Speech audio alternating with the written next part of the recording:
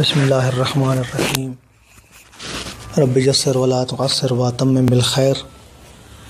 مومنین کرام، قربانی کے حقوق ہیں۔ قربانی کا کیا حق ہے؟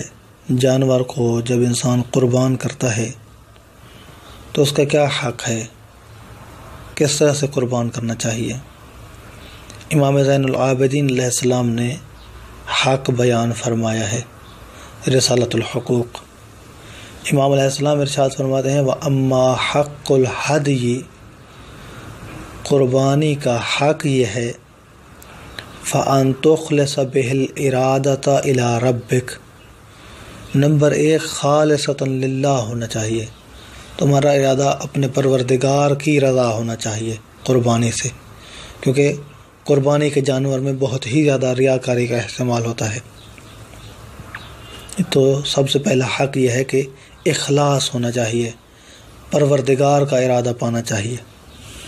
وَالتَّعَرُّضَ لِرَحْمَتِهِ وَقُبُولِهِ، اور اللہ کی رحمت اور اللہ کی قبولیت کی خاطر قربانی کرنا چاہیے تاکہ اللہ کی ذات قبول فرما لے۔ وَلَا تُرِيدَ عُيُونَ النَّاظِرِينَ دُونَهُ، اللہ کے علاوہ دیکھنے والوں کے لیے نہ کی جائے قربانی، لوگوں کی آنکھوں کے لیے نہ کی جائے کہ لوگ دیکھیں قربانی کو۔ امام علیہ السلام ارشاد فرماتے ہیں فَإِذَا كُنْتَ كَذَلِكَ لَمْ تَكُنْ مُتَكَلِّفًا وَلَا مُتَصَنِّعًا، فرماتے ہیں کہ جب تم ایسے ہی قربانی کرو گے کہ تم اللہ کی خاطر کر رہے ہو اور اللہ کی رحمت کو پانے کے لیے کر رہے ہو اور اللہ کی بارگاہ میں قبولیت کے لیے کر رہے ہو، لم تکن متکلفا ولا متصنعا، نہ پھر تم تکلف کر رہے ہوگے اور نہ ہی تم بناوٹ کر رہے ہوگے۔ وَكُنْتَ إِنَّمَا تَقْصِدُ إِلَى اللَّهِ، امام علیہ السلام فرماتے ہیں کہ فقط اور فقط پھر تمہارا ارادہ اللہ کا ہی ہوگا، تم اللہ کے لیے قربانی کر رہے ہوگے۔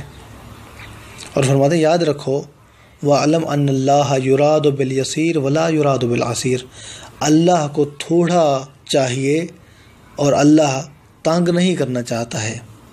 کما اراد بخلقہ التیسیر ولم یرد بہم التعسیر، جیسا کہ اپنی مخلوقات کے اندر بھی اللہ نے آسانیاں مانگی ہیں، تنگی نہیں مانگی ہے، اور خدائی احکام کا قانون یہی ہے کہ یرید اللہ بکم الیسر ولا یرید بکم العسر، اللہ کی ذات تم سے آسانی چاہتی ہے، تنگی نہیں چاہتی ہے۔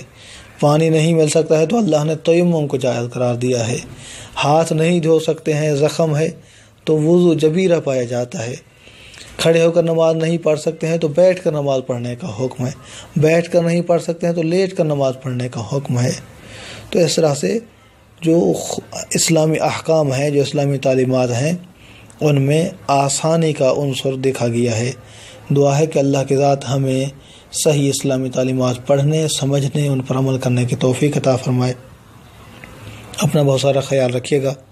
محمد نقی جسکانی کو حوزہ علمیہ نجف اشرف سے شیعہ پوائنٹ سے اجازت دیجیے۔ والسلام علیکم ورحمۃ اللہ وبرکاتہ۔ بسم اللہ۔